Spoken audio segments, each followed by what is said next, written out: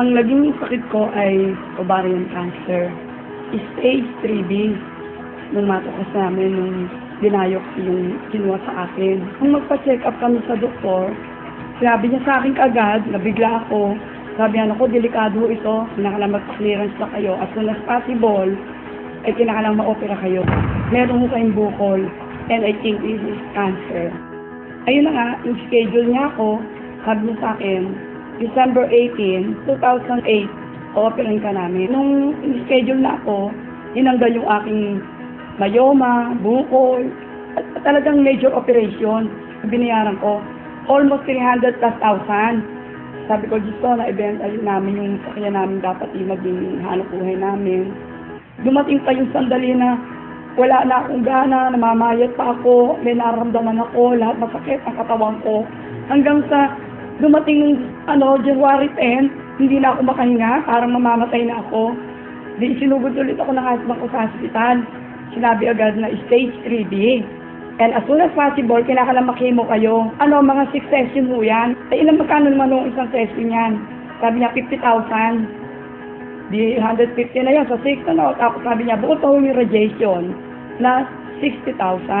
Ay di yung frustrated kami and depressed. Hanggang dumating yung brother ko. Dala na niya yung gamot, yung kay Carey, herbal. Sabi niya, itry mo kaya to. Kinabukasan, tinry ko yon. Tapos, after that, sabi ko, parang umiigi yata pakaramdam ko. Kung ka naman din nagpapakimon?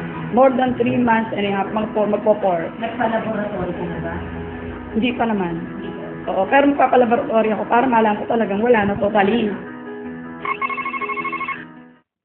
Nagpunta ako dito sa office ni Bitag upang patunayan ko na talagang wala na ang cancer cells sa loob ng aking katawan. Ito, pinakikita ko sa inyo na talagang wala akong kumalat na cancer cells sa loob ng aking katawan.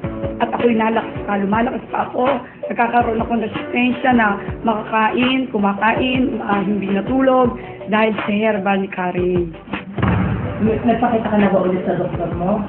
Opo, nagpakita na ulit ako sa doktor ko at natuwa naman siya dahil pinakita ko rin yung aking resulta ng aking ultrasound.